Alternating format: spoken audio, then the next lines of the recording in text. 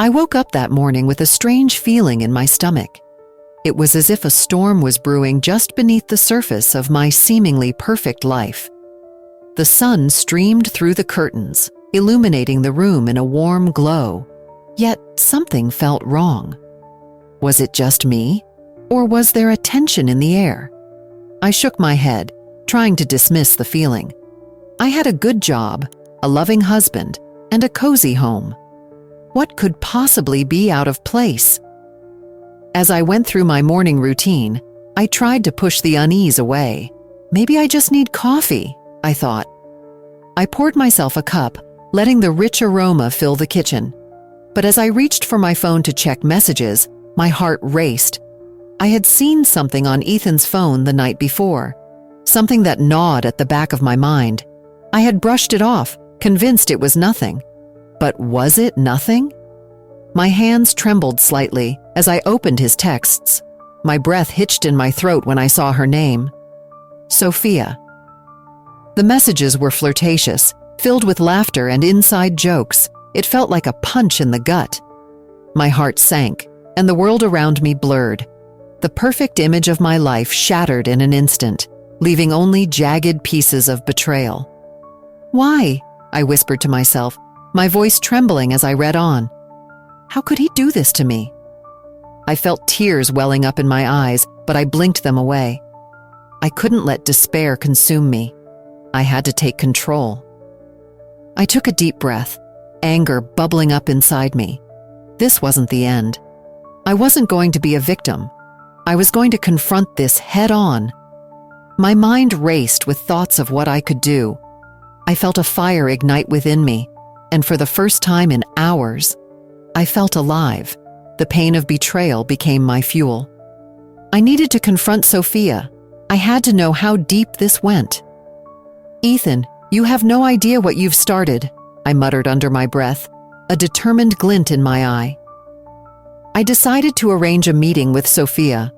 I would present it as an urgent matter. The thought of seeing her made my stomach churn, but I was determined. As I typed out the message, my fingers flew across the screen. "We need to talk. Urgent matter." There, sent. As I waited for her response, I felt a mix of anxiety and excitement. What would she say? Would she deny it? Would she lie? The moment she replied, agreeing to meet, something shifted inside me. This was it. I was reclaiming my power. I could almost hear the clock ticking down to our confrontation. I imagined her haughty smile, her confidence, and it only fueled my resolve.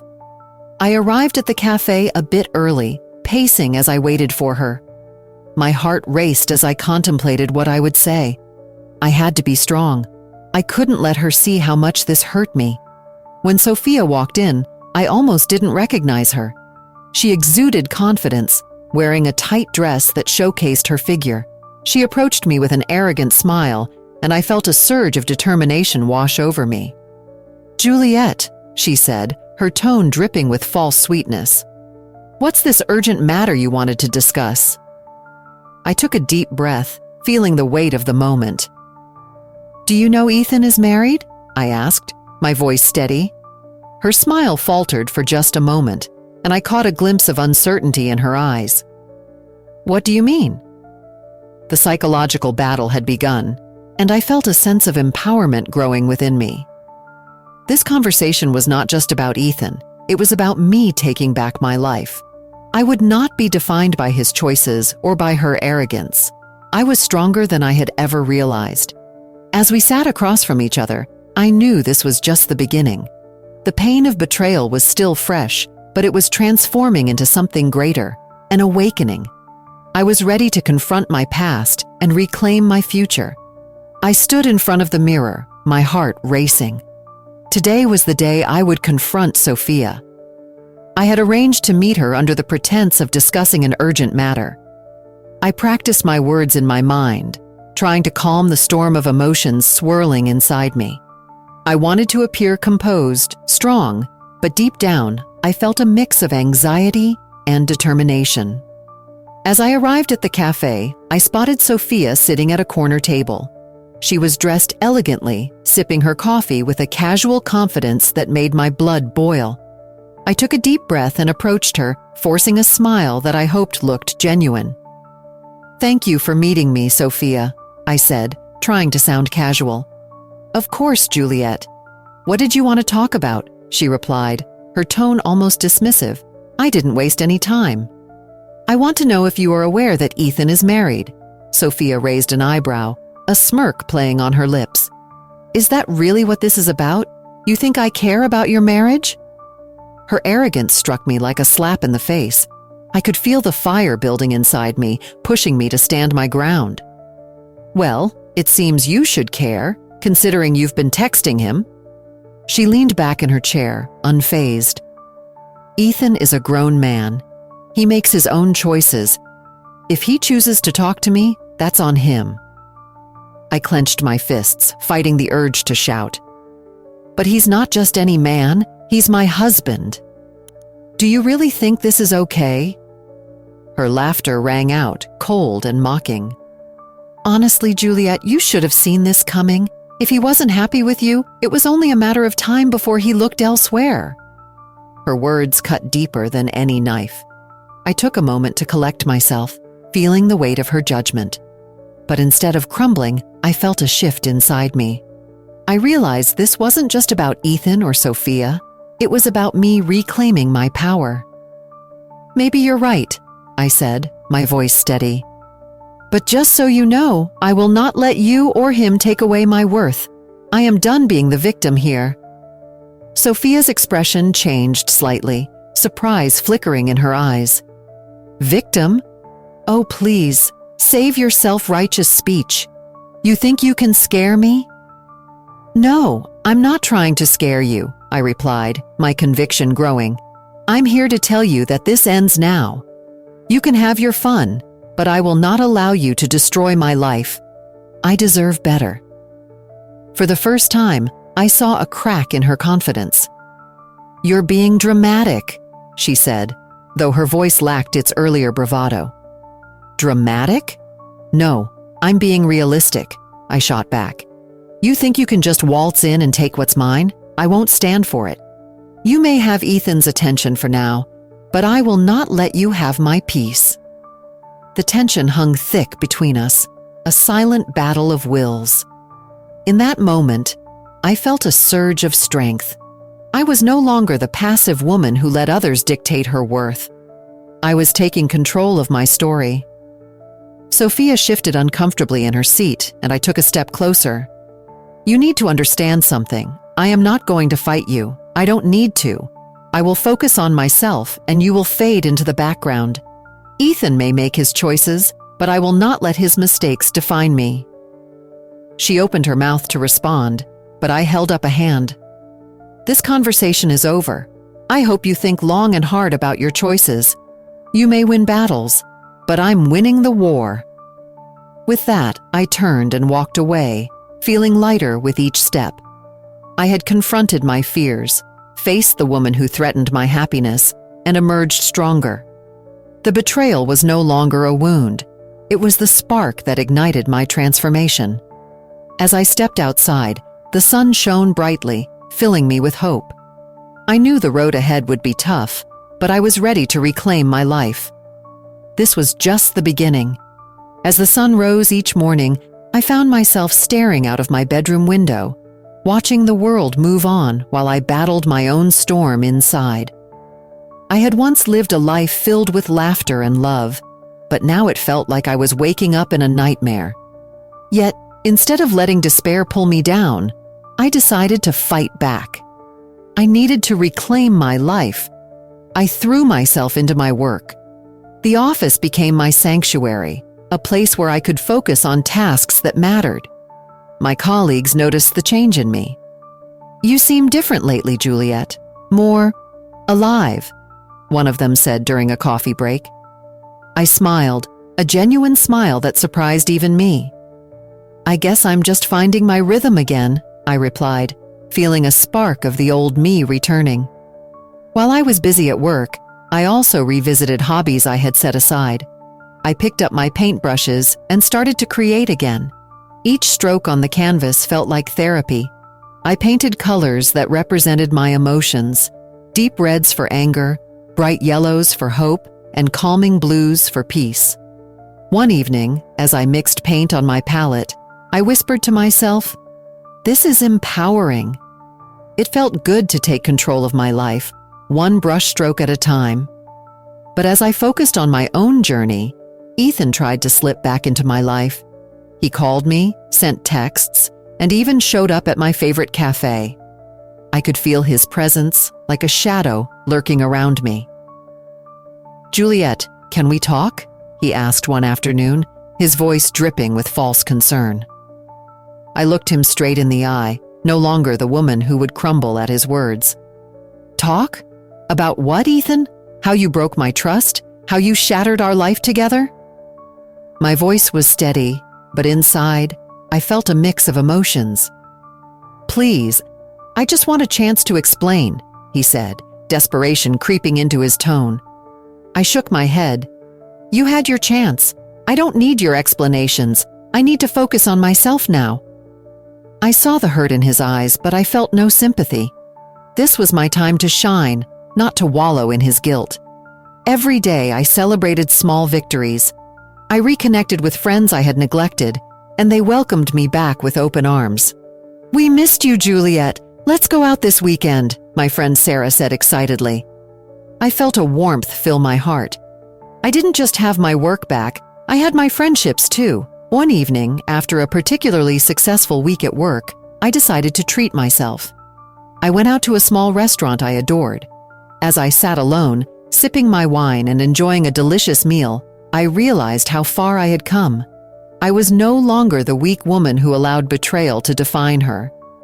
I was reclaiming my identity. I started to think about my final confrontation with Ethan. I knew it was coming, and I needed to be ready. I wanted him to see the woman I had become, the strong, independent Juliet who would no longer be a victim of his choices.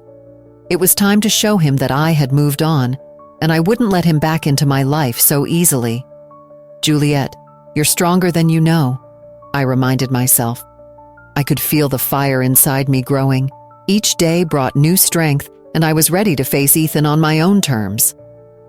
True revenge isn't about hurting him, I thought. It's about embracing who I am and finding my happiness. I smiled at the thought. I was not just a woman scorned, I was a woman rising. And with each passing day, I was getting closer to my final showdown, not out of spite, but out of self-love. I was ready to reclaim my life, not by bringing him down, but by lifting myself up. I stood in front of the mirror, adjusting the straps of my striking red dress. The fabric hugged my body perfectly, making me feel confident and powerful. This was not just any dinner. This was my moment, the moment I had waited for since I discovered Ethan's betrayal. I could feel the butterflies in my stomach, but they were not the usual nerves. No, these were the butterflies of empowerment. I was ready. As I set the table, I thought about how I wanted this evening to unfold. I had invited Ethan under the pretense of wanting to discuss our relationship. I knew he would walk into my home, oblivious to the storm brewing inside me.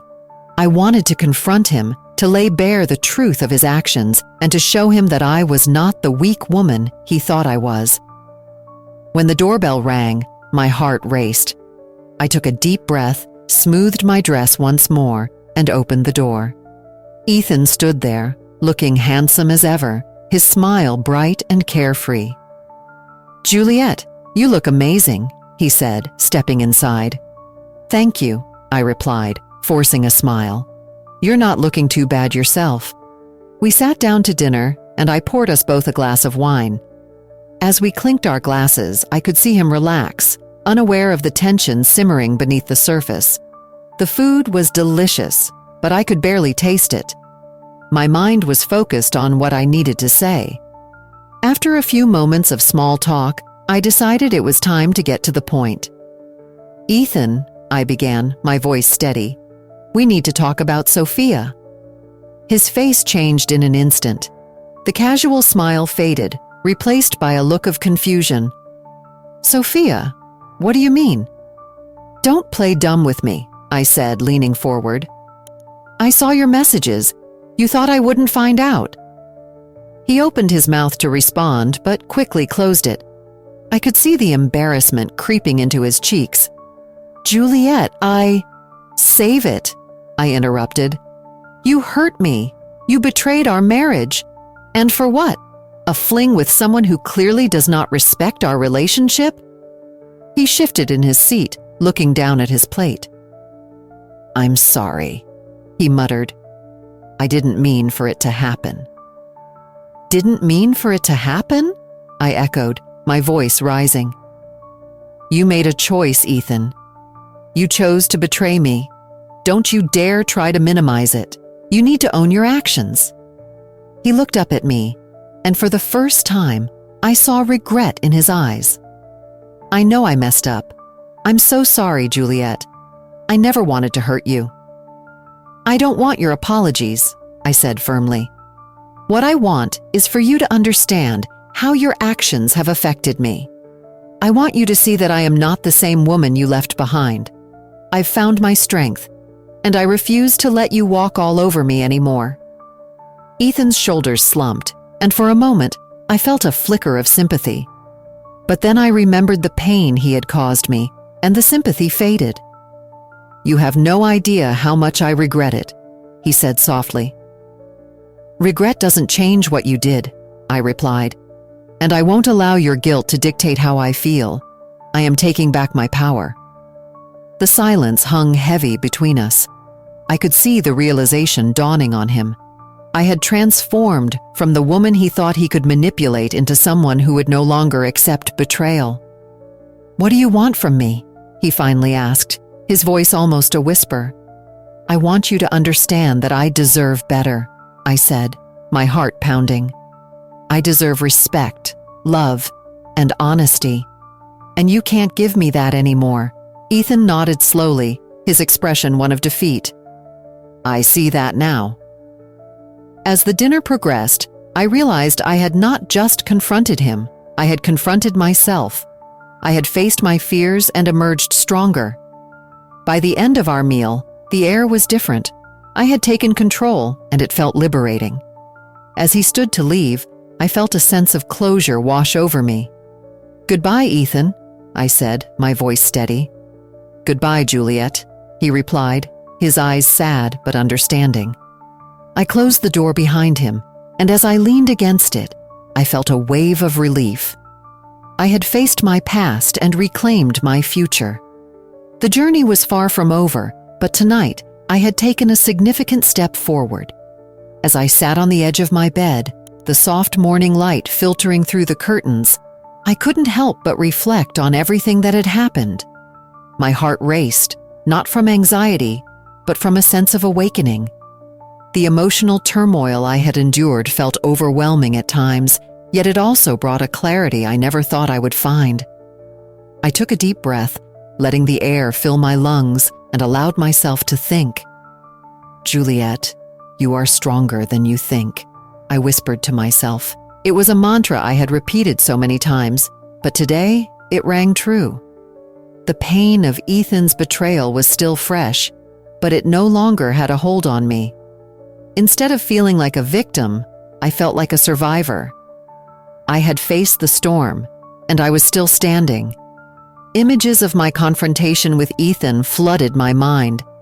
I remembered the look on his face when I called him out on his lies. "You think I didn't know?" I had said, my voice steady despite the chaos inside me. "You think I would let you get away with this?" I could almost hear his stammering response, the way he struggled to find the right words. It was a turning point, not just for him, but for me. I had taken my power back in that moment. I walked to the mirror and looked at my reflection. The woman staring back at me was different. I saw strength in my eyes that I hadn't recognized before. "You deserve happiness, Juliet," I said softly, as if to reassure myself. The betrayal had opened my eyes to my own worth, and I was beginning to embrace that truth. The phone buzzed on my nightstand, pulling me from my thoughts. It was a message from my best friend, Mia. "Are you okay? I've been thinking about you," she wrote.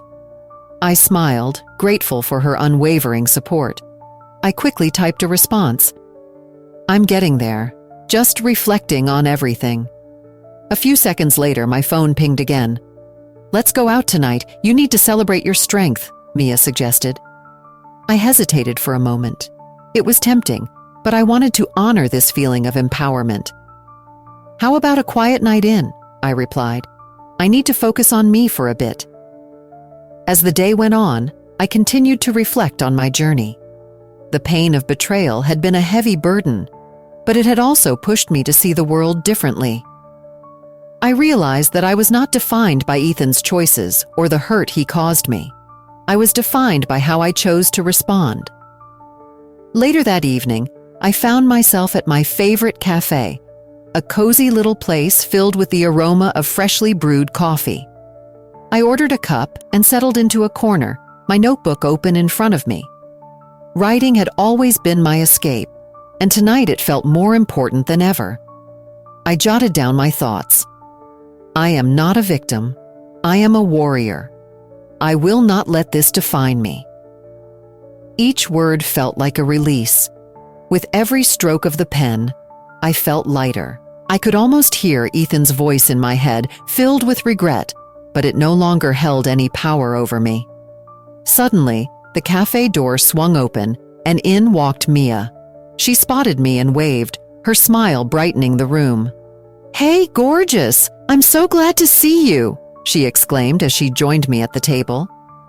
"Hey, Mia, just writing some thoughts down," I replied, closing my notebook. Mia looked at me, her eyes filled with concern. "You're really okay, right? I mean, after everything?" I took a sip of my coffee, savoring the warmth. "I am. I think I finally understand that the pain was part of my journey to finding myself again. I feel empowered." She raised an eyebrow, a teasing smile forming on her lips. "Who are you, and what have you done with my best friend?" I laughed, the sound echoing in the cozy space. "I'm still me, just a stronger version." As we chatted, I felt a sense of peace wash over me. I knew the road ahead wouldn't be easy, but I also knew I had the strength to navigate it. My emotional reckoning was not just about facing my past, it was about embracing my future. "Here's to new beginnings," Mia said, raising her coffee cup. "To new beginnings," I echoed, clinking my cup against hers. I was ready to step forward, not just to heal, but to thrive. I was reclaiming my narrative, and I was excited to see where it would lead me. With my heart and mind finally clear, I took a deep breath and stepped forward into this new chapter of my life. The shadows of my past felt lighter, almost like a heavy fog that had begun to lift. I felt a renewed sense of purpose coursing through me, a determination to focus on what truly mattered, my happiness and independence. I stood in front of my mirror, adjusting the collar of my blouse.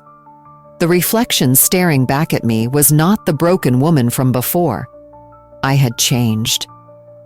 "You've got this, Juliet," I whispered to myself, feeling a smile spread across my face.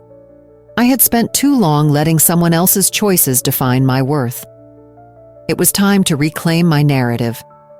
As I walked down the bustling streets of the city, I noticed the little things I had ignored for so long, the vibrant colors of the flowers in the park, the laughter of children playing, and the warmth of the sun on my skin.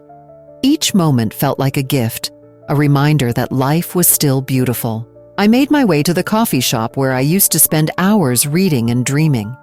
The bell above the door jingled as I entered, and the familiar scent of freshly brewed coffee wrapped around me like a warm hug. I spotted my favorite corner table and headed straight for it. I needed this space to reflect and plan my next steps.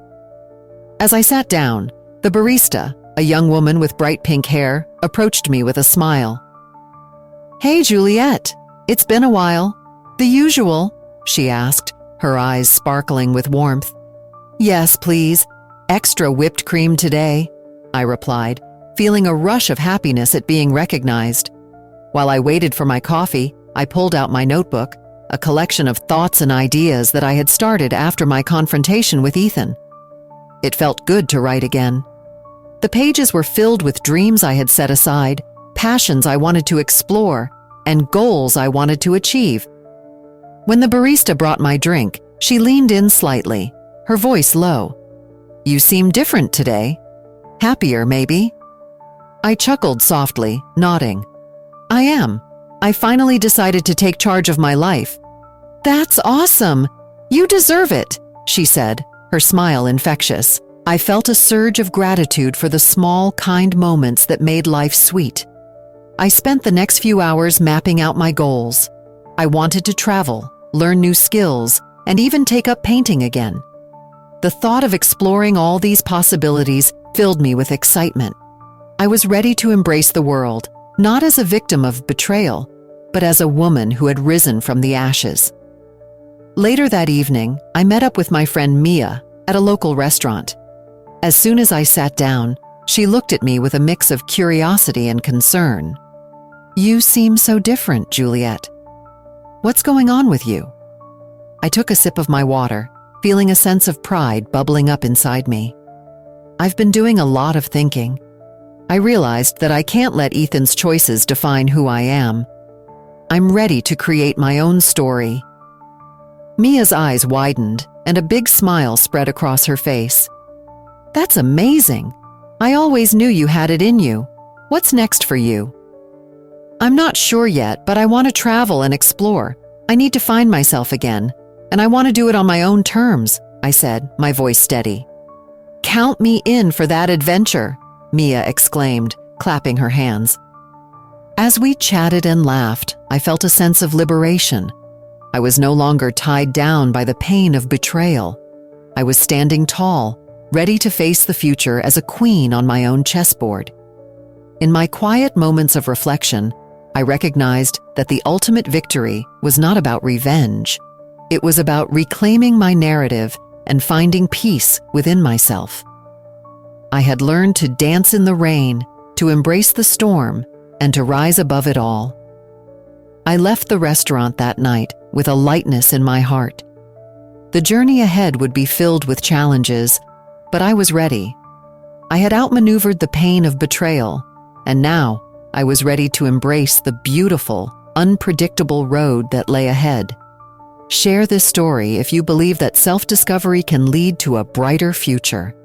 Leave a comment about a moment when you reclaimed your own narrative, and subscribe for more inspiring stories like this one. Let's embrace the journey together.